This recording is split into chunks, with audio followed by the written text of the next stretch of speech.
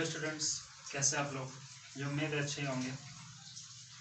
स्वागत है आपका अपने यूट्यूब चैनल मैथ्स 1 में। समय के पास इतना समय नहीं है कि वो आपको दोबारा समय दे सके। इसका मतलब क्या समझ सकते हैं आप लोग? इसका मतलब यही कि अपने समय का सदुपयोग करें। इस लॉकडाउन में पढ़ाई बाधित है, हर किसी को पता है। फिर भी आप अपने स्किल, अपनी मैथ्स को या अदर सब्जेक्ट को इम्प्रूव कर सकते हैं। इसलिए कि 24 घंटा अगर आपका समय बर्बाद होगा तो वो कहाँ जाएगा। इसलिए आप सभी से रिक्वेस्ट है कि इस समय का सदुपयोग करें और अपने लाइफ को आगे बढ़ाने के लिए इस समय का ज़्यादा से ज़्यादा फ़ायदा उठाएं और अपनी पढ़ाई को कंटिन्यू करते रहिए ताकि आपकी पढ़ाई मजबूत हो सके। आपकी बेसिक मैथ से रिलेटेड जो क्लास हमारी चल रही है उसमें आज की वीडियो में मैं बताऊंगा कि दशमलव संख्या किधर भागता है। अब दशमलव संख्या किधर भागता है इस बारे में दो तरीके हम आपको बताएंगे। उन दो तरीकों में आपको देखना होगा, समझना होगा कि ये दो तरीके हैं और ये दशमलव दो साइड किस किस में भागता है, किस साइड में क्या करने पर और किस साइड में क्या करने पर भागता है। तो वीडियो शुरू करते हैं और देखते हैं कि दशमलव किधर भागता है। तो सबसे पहले आपसे रिक्वेस्ट करना चाहते हैं कि आप अगर इस चैनल पहली बार आए हैं तो चैनल को सब्सक्राइब ज़रूर करें। हर बेसिक मैथ से रिलेटेड सारी क्लासेस आप तक पहुंचेगी ताकि आपकी मैथ इम्प्रूव हो सके। तो चलो देखते हैं कि दशमलव किसके बारे में बात कर रहे थे। दशमलव संख्या में किसी संख्या का गुणा करने पर दशमलव किधर भागता है, पहला टॉपिक है।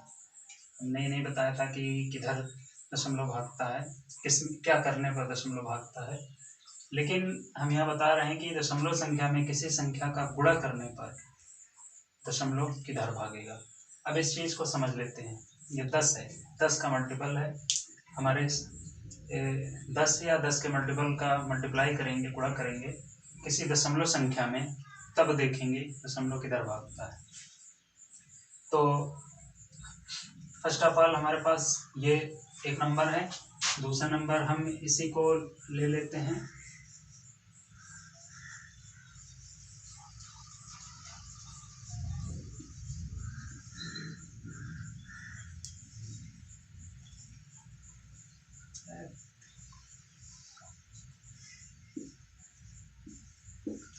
इसी में अगर हम 100 का मल्टीप्लाई कर देते हैं तब क्या होगा, और इसी में अगर हम 1000 का मल्टीप्लाई करेंगे तब क्या होगा। तो दशमलव किधर भागेगा, इस चीज़ को समझना।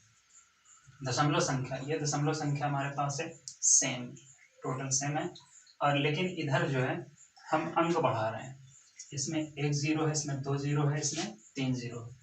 मतलब कि ये 10 है, ये 10 का मल्टीपल 10 का अपवर्थ क्या है, 100 है, और 10 का अपवर्थ 1000 भी है। तो 10 का अपवर्थ का मल्टीप्लाई कर लेते हैं। और हम इसके अलावा भी एग्जांपल हम देख लेंगे कि दशमलव में किसी संख्या का गुणा करने पर दशमलव किधर भागेगा। अगर हम जनरली देखते हैं, इसमें हमारे पास 1 0 है, इसमें 2 0 है, इसमें 3 0 है। ठीक है, बहुत ही सिंपल है, कुछ खास नहीं करना, बिल्कुल आसानी के साथ ही आपको आ जाएगा। तो इसमें टेंशन की बात नहीं है। इसमें हम देख रहे हैं कि इसमें 1 0 है, इसमें 2, इसमें 3। तो इसका जब मल्टीप्लाई करेंगे तो हम क्या करेंगे, बस इसी में हम क्या करेंगे,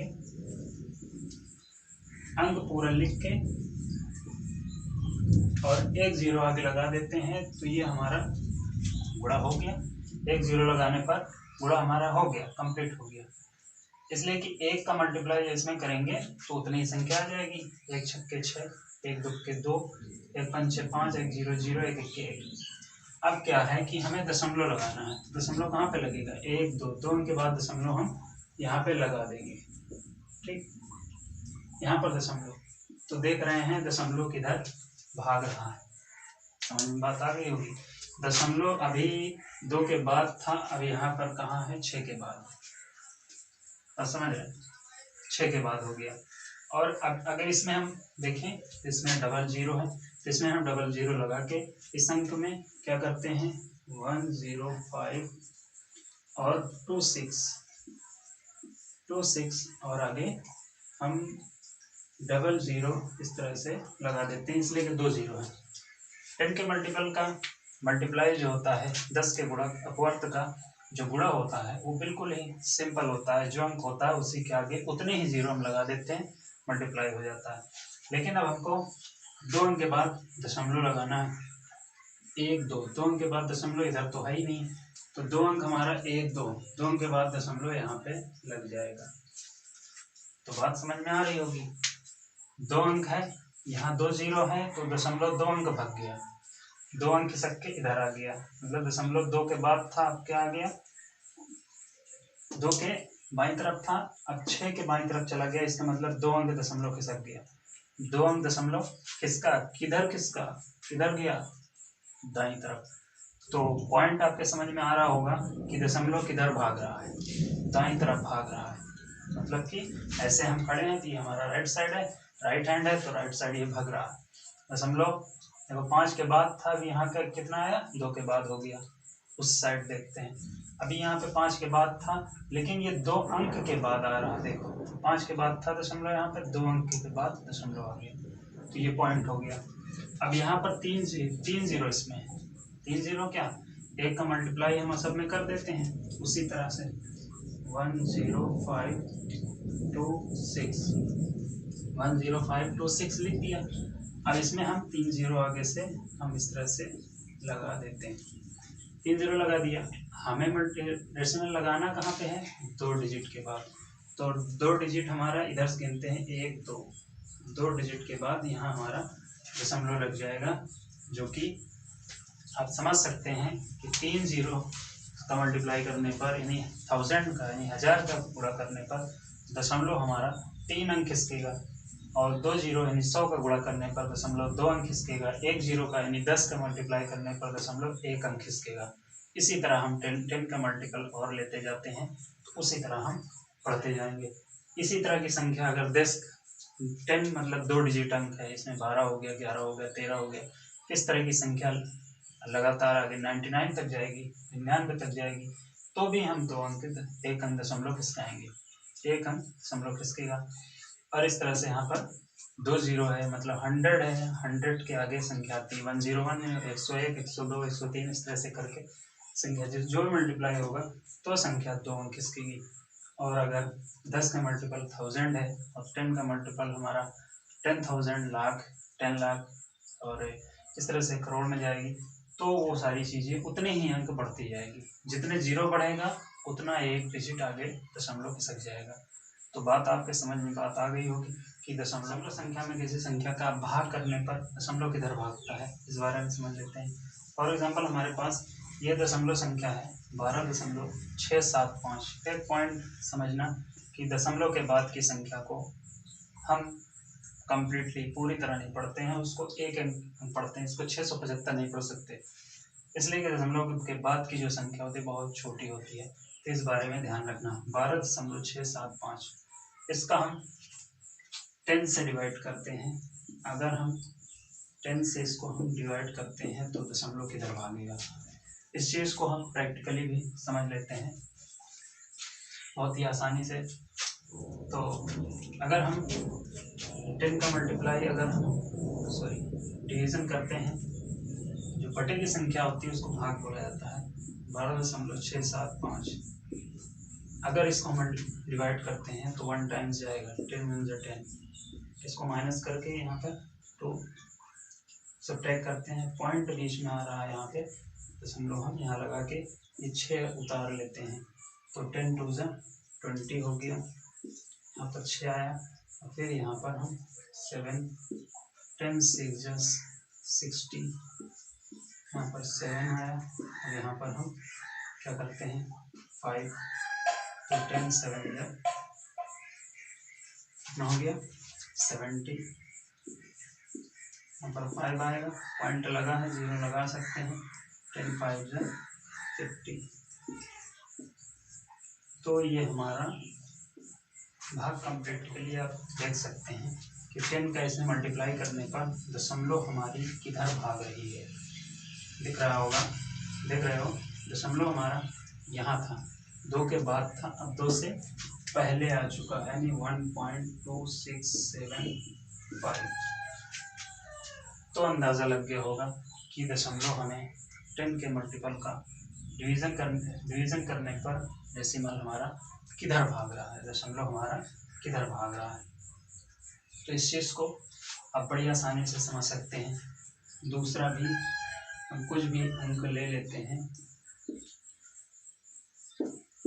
इसमें हम अगर हम 100 का डिवीज़न करते हैं, अब आपको समझ में आ गया होगा, 1 0 था तो दशमलव 1 अंक बाईं तरफ भागा, इधर बाईं तरफ, और यहाँ पर 2 0 है तो दशमलव हम 1 2 अंक यहाँ खसक के आ जाएगा, 1.5627।